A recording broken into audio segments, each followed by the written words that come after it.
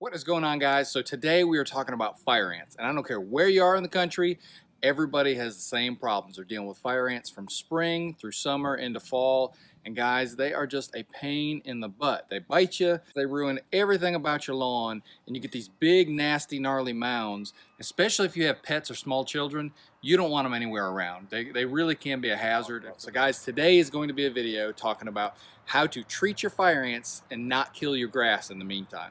Stay tuned. Guys, welcome back to the channel. Again, my name's Nathan Christ, and today we are talking fire ants. So, what do I like to use? How do I like to put it out? So guys, there's not a lot of materials that you need for this job. All you need is the ant killer that you're going to use, and you need some way to put it out.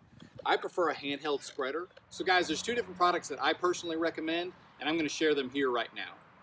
Now my go-to is called Extinguish Professional Fire Ant Bait. It tricks the ants into thinking that it's a food source. So what they do is they bring it back to the colony, and all the ants feed off of it. The female ants, the worker ants, and the queens. So that what it does is it kills the whole colony, kills the whole mound, everything.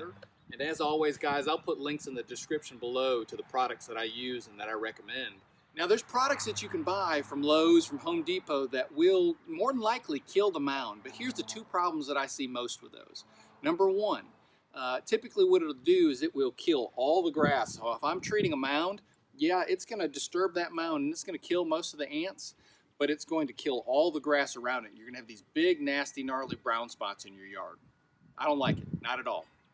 The second thing it's going to do is 9 times out of 10, it's not going to kill all the ants.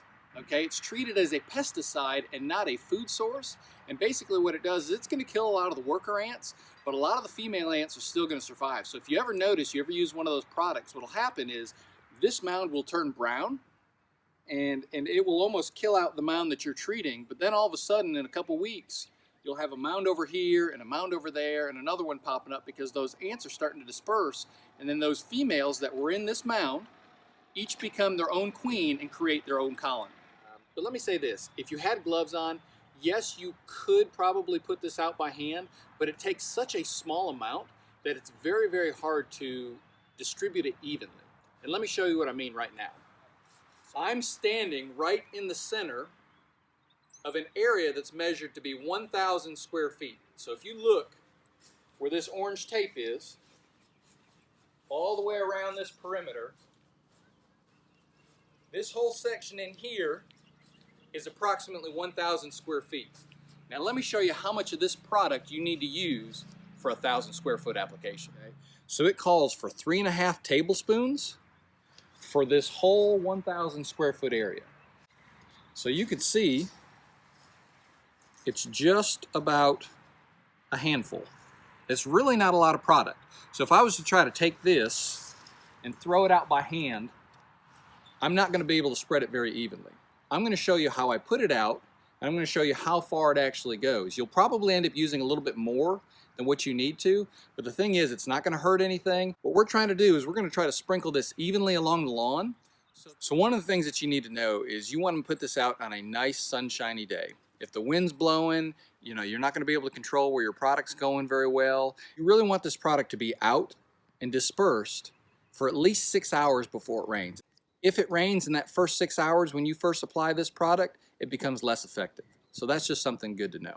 Above everything else, y'all, anytime you're handling pesticides, make sure you wear gloves, make sure you wear your personal protective equipment. I always say glasses, gloves, and depends on what you're using, you might want a pair of rubber boots or something like that.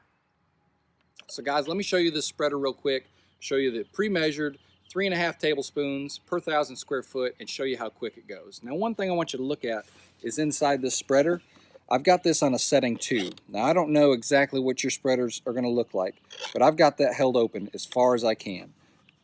That's all the farther that I want that thing to be open. Now these spreaders have adjustable settings to where I can open it up a lot more than that, but it's going to put out too much product and I'm not going to be able to put it out evenly. So I'm going to put this in here. I want you to see what it looks like. That's all the more that it calls for this whole 1,000 square foot section. Now watch how quick it is to put out. All I'm going to do is I'm going to squeeze the trigger and I'm going to pretend that I'm fishing, right? We're going fishing. So I'm just going to crank this handle and you'll be able to see a little bit of how this is broadcast. So it's not a lot.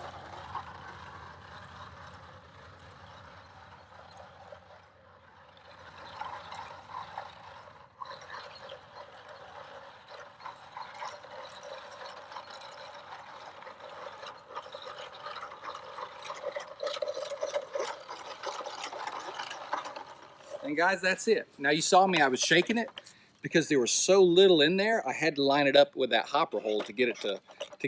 Guys, once you get comfortable with your equipment and you know how your spreader's calibrated, what I like to do is I actually like to put a little bit more in the hopper than I actually need to use.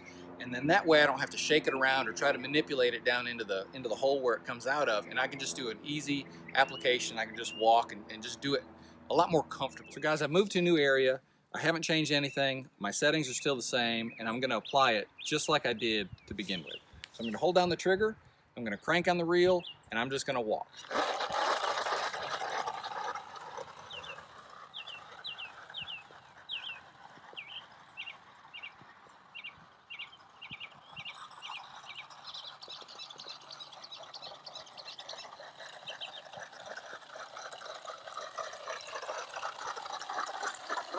And you can see this is all the faster than I'm turning it. I'm not trying to crank it like it's a jack-in-the-box, right?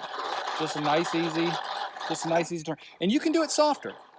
You can do it slower like this, but that just means you'll have to walk a little bit slower. I walk a little bit faster, so I turn it a little bit faster. After the first treatment, unless you've got fire ants really, really bad, you might have to do a follow-up application about 10 or 12 weeks later, but your first application is gonna do a really good job. Now, I've done a pretty good job of treating my yard for fire ants over the past couple years, and thankfully, I don't have any mounds. And I typically don't have any mounds. But let me see if I can find a mound, and I'm gonna show you exactly how to treat the mound itself. So guys, I found a mound. It's not a real big one, but it does have some activity. First of all, I wanna tell you, don't disturb the mound. Don't get them aggravated, don't get them agitated, leave them how they are. And what you can do is now you can take some type of cup or small container, and you're gonna want about 3 to 5 tablespoons per mound that you treat. Now then, when you're treating the mound, you don't wanna put the product right on top of the mound. What you wanna do is you wanna put it in a circle around the mound, about a 4-foot circle. So as they go out foraging, they find it as an actual food source and bring it back to the mound. So it's super easy, doesn't have to be perfect, doesn't have to be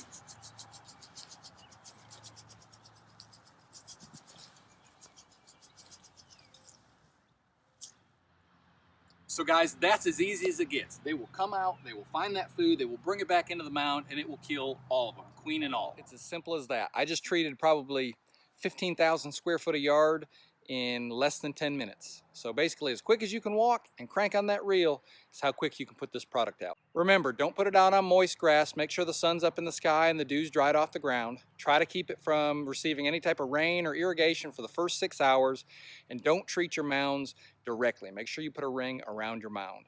Other than that, guys, easy peasy. Let them go out, gobble up all the food they want to, take it back to the nest, kill them, and if you don't have the success that you're looking for, give it another treatment, but wait about 10 to 12 weeks, and let me know what you think. Guys, that's it. I always tell you guys this, and I mean it every time I say it.